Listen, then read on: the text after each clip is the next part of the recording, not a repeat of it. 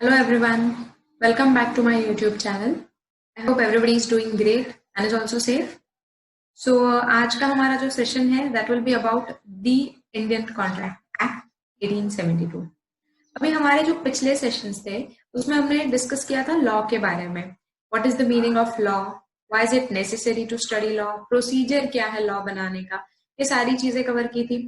फिर कॉन्स्टिट्यूशन के बारे में हमने डिस्कशन किया था. कॉन्स्टिट्यूशन को पेरेंट एक्ट क्यों कहा जाता है. मर्केंटाइल लॉ के बारे में डिस्कशन किया था. मर्केंटाइल लॉ और कॉन्स्टिट्यूशन के बीच का कनेक्शन क्या है, what is the relativity between both of them, ये चीजें हमने डिस्कस की थी. सो आज का हमारा जो सेशन रहेगा that will be about the Indian contract act. ठीक है, आज हम डिस्कस करेंगे कि इंडियन कॉन्ट्रैक्ट एक्ट बनता कैसे है. ठीक है, इंडियन कॉन्ट्रैक्ट एक्ट बनता कैसे है और व्हाई वाज इट मेड. सबसे इंपॉर्टेंट चीज क्या है, उसको बनाया क्यों गया था. मतलब आपको एक चीज ध्यान रखनी है कि कोई भी लॉ जब भी बनता है, मतलब not only Indian contract act, लेकिन कोई भी लॉ जब बनता है there is always a motive behind bringing of that law. ठीक है, ब्रिंगिंग ऑफ दैट एक्ट. ठीक है, तो मतलब अगर हम इंडियन कॉन्ट्रैक्ट एक्ट की बात करते हैं तो उसके पीछे भी कोई ना कोई मोटिव रहा होगा, जो मोटिव को कंसिडर करके ये एक्ट को बनाया गया था. तो आज के हमारे सेशन में हम डिस्कस करेंगे इंडियन कॉन्ट्रैक्ट एक्ट के बारे में, कुछ फीचर्स, मीनिंग, उसका कॉन्ट्रैक्ट एक्ट का मीनिंग क्या है, और सबसे इंपॉर्टेंट मतलब behind the scenes. Behind the scenes मतलब वो मूवी वाला नहीं, लेकिन एक्ट के पीछे के रीजंस क्या है वो हम डिस्कस करेंगे. तो देखो, रीजन क्या था. अभी एक चीज आप हमेशा ख्याल रखो कि ये जो एक्ट है बहुत पुराने हैं. मतलब अगर हम स्पेसिफिकली इंडियन कॉन्ट्रैक्ट एक्ट की बात करते हैं तो ये 1872 का है, which is before India got freedom. India was being ruled by the Britishers और ये तभी लाया गया था. हमारा जो ICA है, इंडियन कॉन्ट्रैक्ट एक्ट है, ये कब लाया गया था, जब India was being ruled by the Britishers. ठीक है, अभी क्या जरूरत पड़ गई कि कॉन्ट्रैक्ट एक्ट को बनाना पड़ा. तो आप ये समझिए कि आपका ये जो इंडियन कॉन्ट्रैक्ट एक्ट है it deals into the transactions arising from trade and commerce. ठीक है, ये सारी चीजें मतलब वो उसका मीनिंग, कौन से ट्रांजैक्शंस में इंडियन कॉन्ट्रैक्ट एक्ट डील करता है वो हम आगे देखेंगे.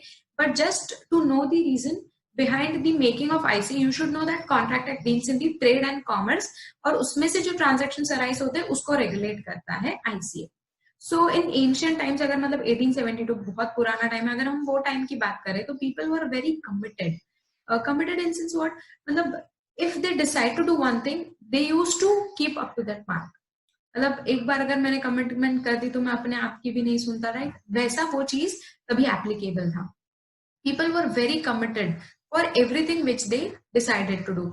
सो अगर ICA के कंसेप्ट में बात करें तो तभी जो भी ट्रेड वगैरह होता था, people never thought of doing any kind of fraud into that. मतलब क्या कि उनका मोटिव बहुत क्लियर था कि मुझे कुछ सेल करना है, कुछ परचेस करना है और I have to give something for that in return. उनका कोई मोटिव नहीं था किसी के साथ फ्रॉड करना, कोई प्रॉपर्टी के पेपर्स को फॉर्जरी करके खुद के पास रख लेना प्रॉपर्टी को, ऐसा कोई मोटिव नहीं रहा करता था. सो जबान के बहुत पक्के रहते थे वो लोग. ठीक है, वो बोलते ना प्राण जाए पर वचन ना जाए, वो वाला सीन तभी एप्लीकेबल था. सो क्या होता था, जैसे जैसे टाइम जाते गया पीपल स्टार्टेड टू चेंज. उनका टेंडेंसी चेंज होते गया. पीपल थोड़ा सा ग्रीडी होते गए. they wanted more of money in very short time. so फिर they adopted wrong means, property को हड़प लेना, ये सारी चीजें जो थी वो होते गई, बढ़ते गई इनफैक्ट. और फिर क्या होता था कि जो विक्टिम रहता था उसका लॉस होता था, राइट. मतलब अगर मेरी प्रॉपर्टी कोई जब्त कर लेता है without my consent and all, तो फिर where should I go, मतलब I don't have any right now.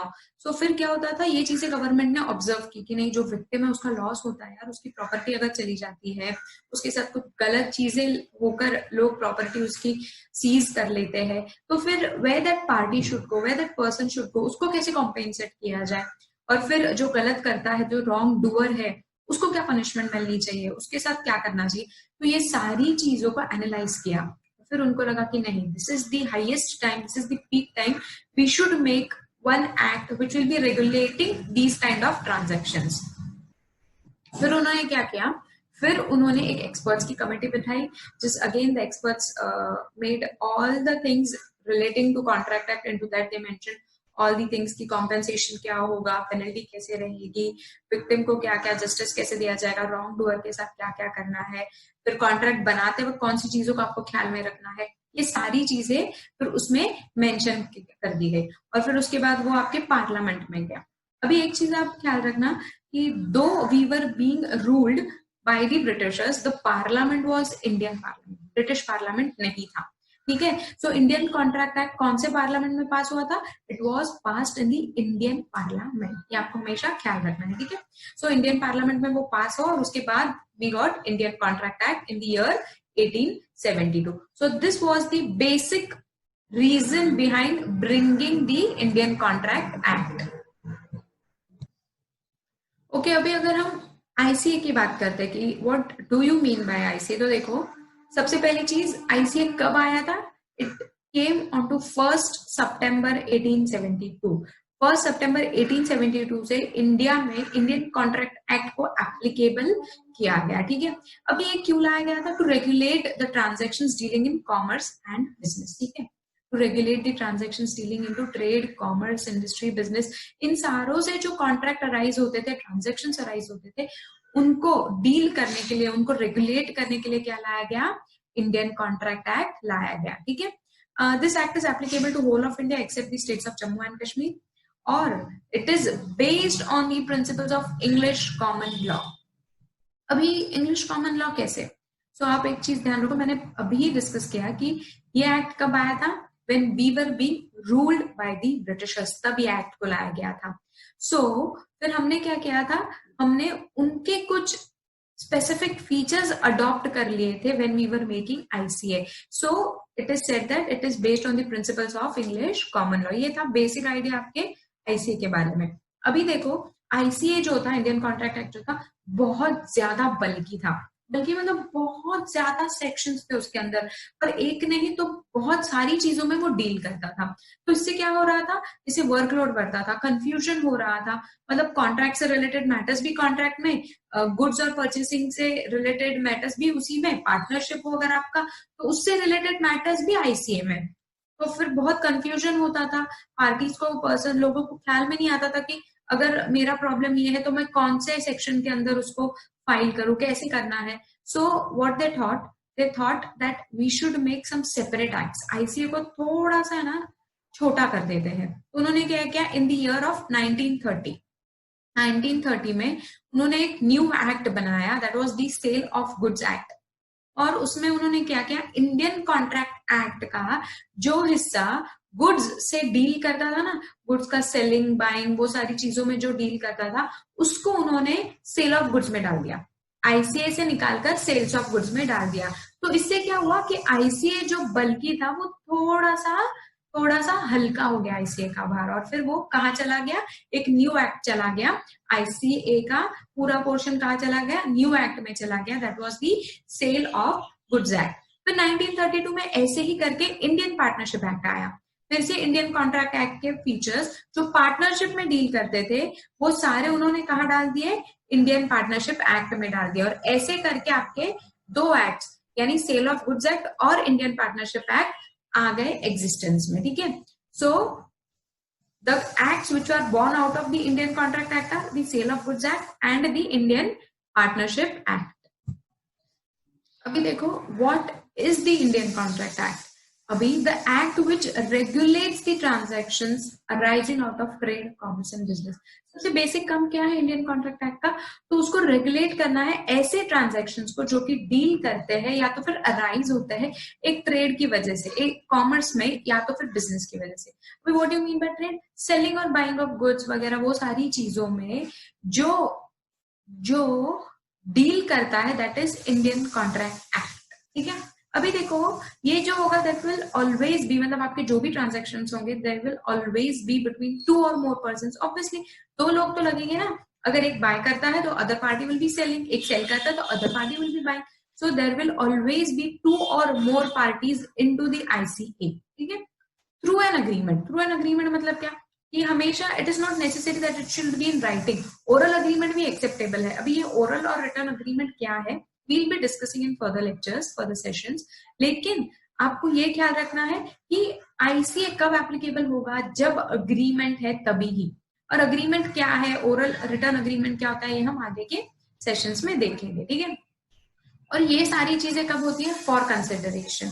For consideration मतलब क्या? आगे कोई कीमत के लिए होती है। अगर मैं कुछ गुड्स को बाय कर रही हूँ तो obviously I have to pay something for that goods in return, right. So जो हम रिटर्न में पे करते हैं for any of the things which we are buying is consideration. The price और value of the goods which we are buying and to give something in return is consideration. So contract 4 चीजों के ऊपर निर्भर है। Transactions को deal करना उसका काम है, जो कि अराइज होता है ट्रेड कॉमर्स बिजनेस से, जो दो से ज्यादा लोगों में डील करता है, अग्रीमेंट से आता है और कंसिडरेशन भी लेकर जाता है।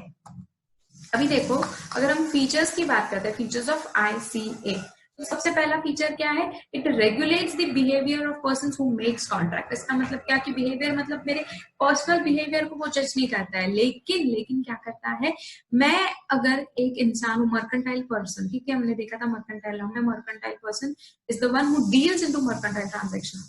So if I am a mercantile person, तो वो मेरे कौन से बिहेवियर को जज करेगा? मेरे अग्रीमेंट में, कॉन्ट्रैक्ट में एंटर करने के बिहेवियर को जज करेगा। मतलब वो मुझे सिखाएगा कि कॉन्ट्रैक्ट में एंटर कैसे किया जाता है, what is the proper manner, legal manner to enter into any kind of contract, and that behaviour will be regulated by the ICA, ठीक है। फिर वो क्या करता है? ऐसे सर्कमस्टेंसेस को डिटरमाइन करता है अंडर विच अ प्रॉमिस और an agreement shall be legally binding on that person. मतलब क्या कि अगर मैंने कुछ प्रॉमिस किया है, ठीक है, अगर मैंने कुछ प्रॉमिस किया है तो वो प्रॉमिस को मैं कैसे बाइंड हूं, how am I post to fulfil my promise, to keep my promise, ये चीजों को अगेन कौन बताएगा? ये आईसीए बताएगा कि in which cases, in which circumstances I am bound by the ICA to keep my promises, ठीक है। फिर देखो, it provide the remedies. Remedies का मतलब क्या है कि आपको कुछ ना कुछ ऑप्शंस दिए जाते हैं, सोल्यूशंस दिए जाते हैं आपके प्रॉब्लम्स के ऊपर। अच्छा, प्रॉब्लम मतलब कोई भी प्रॉब्लम नहीं, the problem should be covered in the ICA. Again अभी वो कौन से प्रॉब्लम्स है, हम जैसे आगे आगे जाएंगे you will get to know that, ठीक है। अभी देखो, provides the remedies available in the court of law against the person who fails to fulfil his contract. हमने सेकेंड पॉइंट में ही अभी डिस्कस किया कि प्रॉमिस को फुलफिल करना है, ये चीज कौन बताता है? आईसीए। तो अगर आप प्रॉमिस को फुलफिल नहीं करते हो, कॉन्ट्रैक्ट को पूरा नहीं करते हो, तो फिर जो बंदे के साथ गलत हुआ है उसके अगेंस्ट क्या क्या ऑप्शंस है, उसके पास क्या क्या ऑप्शंस है, क्या क्या रेमेडीज है, क्या क्या सोल्यूशंस है, वो आईसीए आपको बताता है।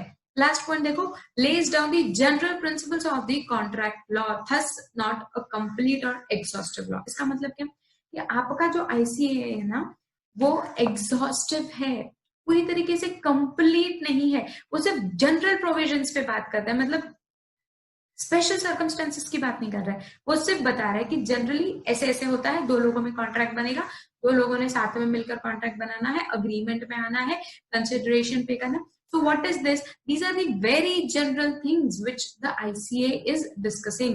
So it is not a complete or exhaustive law. ठीक है, ICA is not a complete law. So ये चीजें आपको ध्यान रखनी है regarding the features of ICA.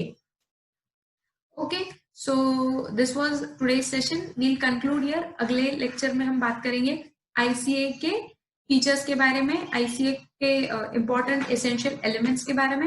So please comment. How did you like the lecture? कैसा लगा आपको session? How did you find it? Please let me know.